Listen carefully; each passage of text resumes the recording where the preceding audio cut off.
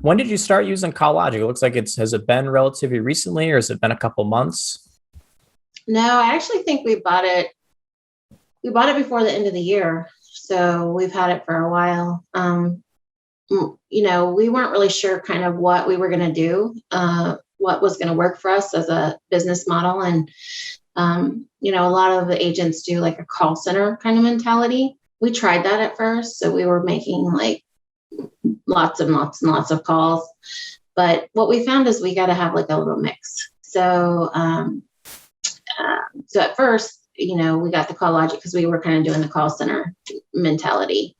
But we still do about 300 calls a day per person. Wow. It only takes like 2 hours though, because, you just let it run. And then our people, I just got these nice headphones. So they just sit and let the calls go through, and then they do other things. So they write their thank you notes, or they do whatever kind of the little stuff that needs to be checked off their lists, why they let the calls go. And on average, make 300 calls. We might make, 1-2% of them might come out. We do a lot of the lead vantage leads. Okay. So we also do the centralized internet leads, but those aren't as successful for us. We actually find either the old leads or the centralized internet leads when it's been like a few months are the best ones that convert to new sales. Why do you think that is? I think the centralized internet leads, they get bombarded and people get mad. So like, unless you're the very first person to call them, they get irritated. Okay. Randy had somebody hang up on him yesterday. So, I feel like it's too much all at one time. I wish I wouldn't sell those to a lot of different places, because then it just causes problems. The person just gets angry.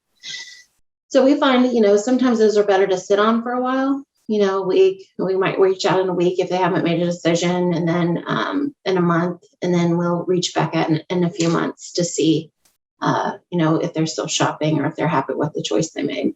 Okay. And are you doing those using CallLogic, those follow-up calls, or are those more just, kind of a one-off in the system randomly? No. So we have a couple salespeople, and they'll make campaigns. Okay.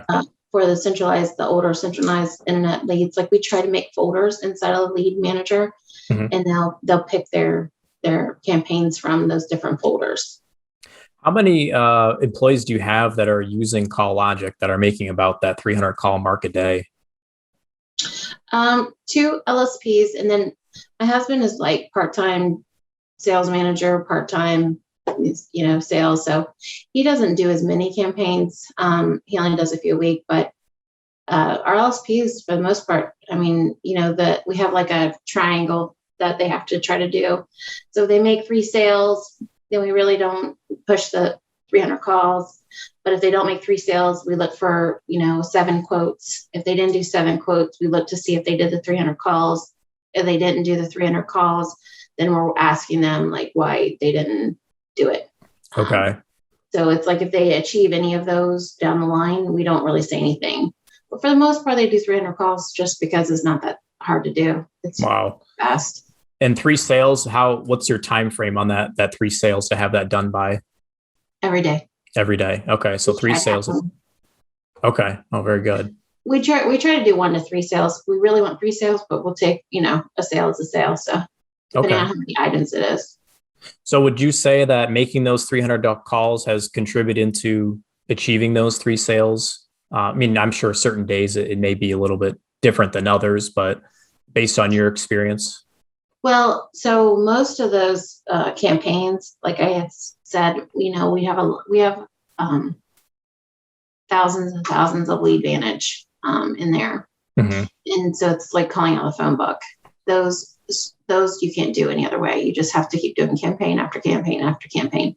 And surprisingly, lately, honestly, we have been having a little bit of success with that. So I think we've got a handful of sales out of the lead vantage, leads that we get. And that's strictly, that they have to do those campaigns. Same with doing like the older leads. They're done on campaigns. Okay. And the older centralized internet leads are done on campaigns too. No, so before doing the call logic and the campaigns, was your agency making manual phone calls? Or I know you bought the book in September or whatnot, but what was that process like before you added call logic? So we couldn't do 300 calls. So at first we were, trying to figure it out. Um, I honestly don't know how people are doing any kind of like large volume calls without something like our call logic. Mhm. I don't know. I don't know how you could do it because you physically couldn't dial 300 numbers that quick. No. So, I think, Randy, it's old school. He's a little bit older than me. And he would say 100 calls during a day, 100 manual calls. So at first, when we didn't have any of the stuff that we have now, that's really what we were pushing for, around 100 calls. Wow. So then this has only exceeded that then. That's good to hear. Well, So it would be 100 calls in a day, and now we're doing 300 calls in a couple hours. that's incredible. Are some of those reps getting more than 300 calls in a day? They may. So, like I said, we weren't really successful at being like a call center. That's not, I think, because my background being a nurse, I want more personal interaction with the people that we have as Okay. clients. So, and I like to talk to them a little bit more. So we have partnered with a lot of mortgage companies and real estate agents. And I have 5 mortgage companies that kind of use us. And then we're trying to get 10. And we have 2 real estate agents that use us. When people don't have insurance, they recommend us. So that's where the other half of those kind of, leads and sales are coming from, is those. And that business honestly converts at a much higher percentage than Sure. just making calls. Right. Talking 90+%. So that's the other half of the day when they're not making those calls, that's what they're doing, is kind of reaching out to the mortgage companies and the real estate agents and seeing if they have anything for us. So Right.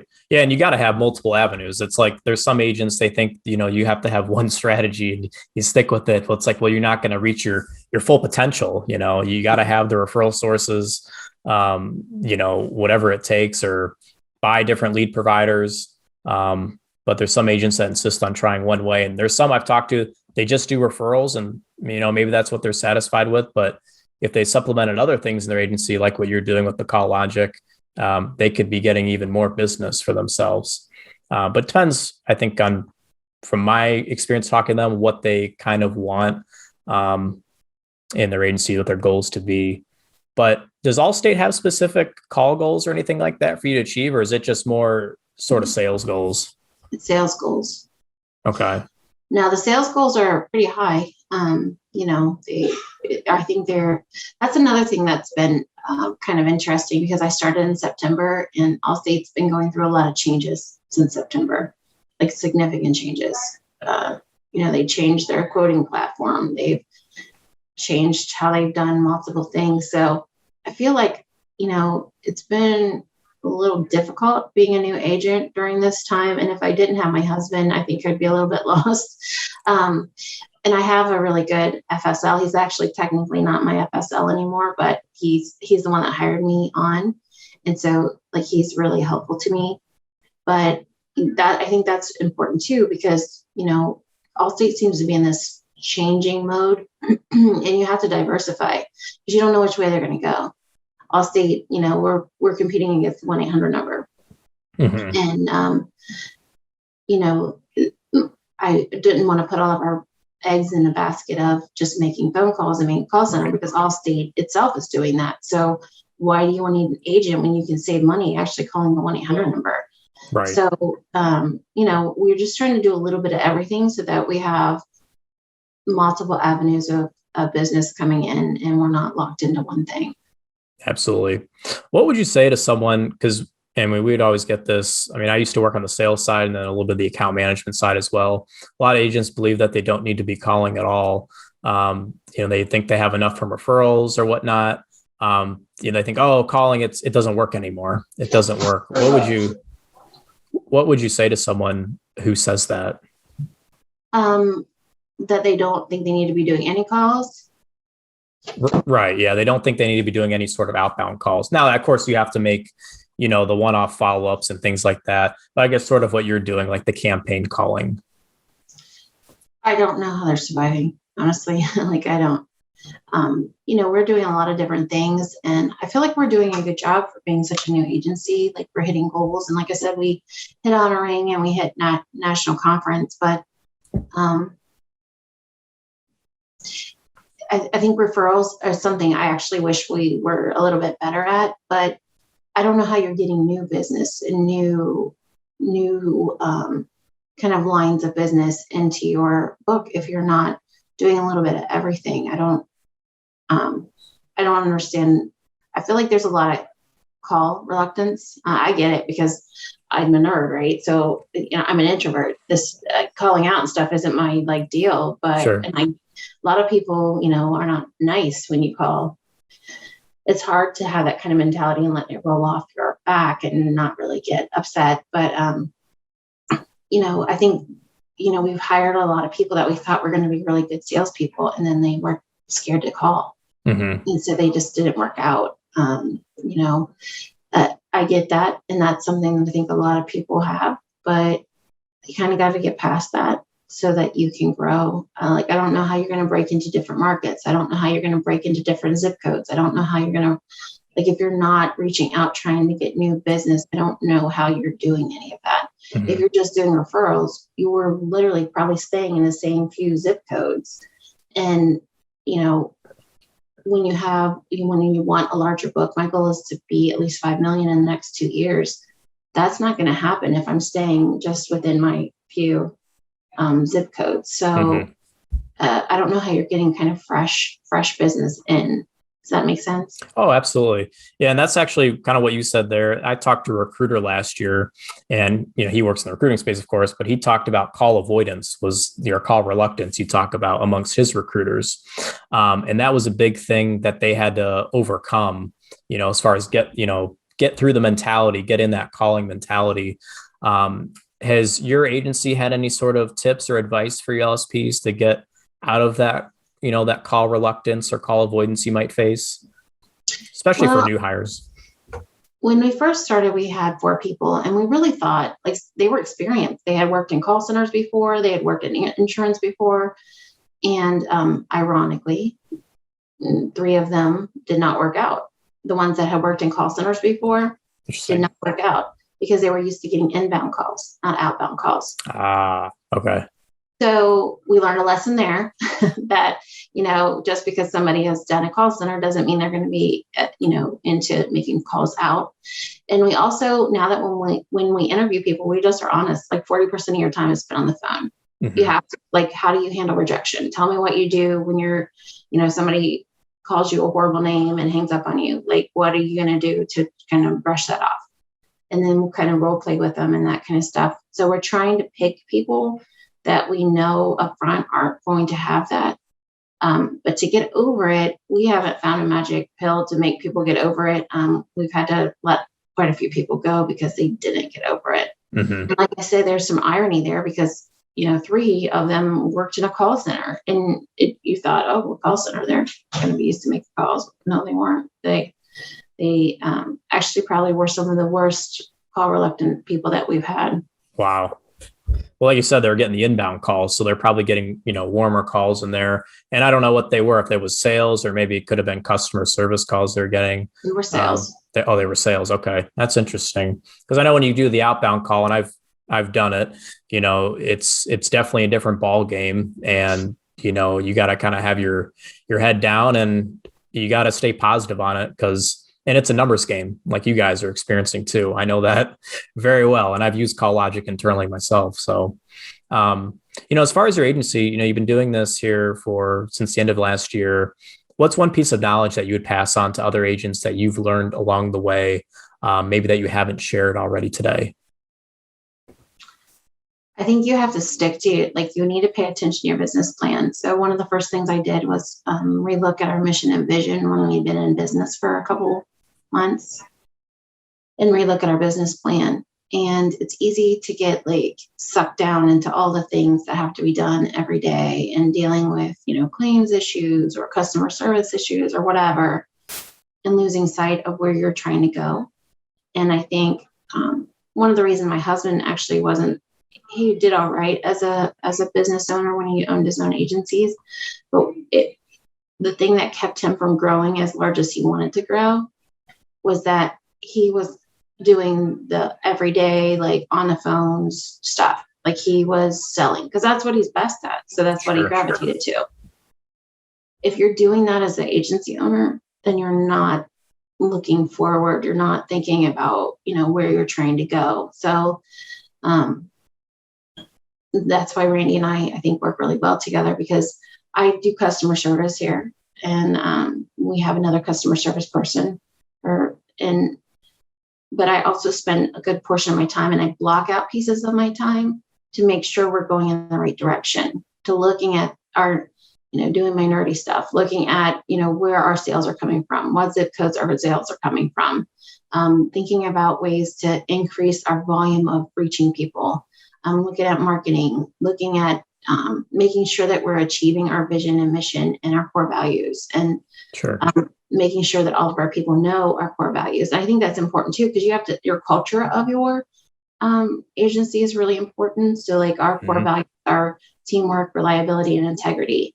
And that's everything that we do. We look at it through that lens. So if we have a questionable situation and we're like, well, we don't know, what we should do, we look at it through that lens to try to make those decisions.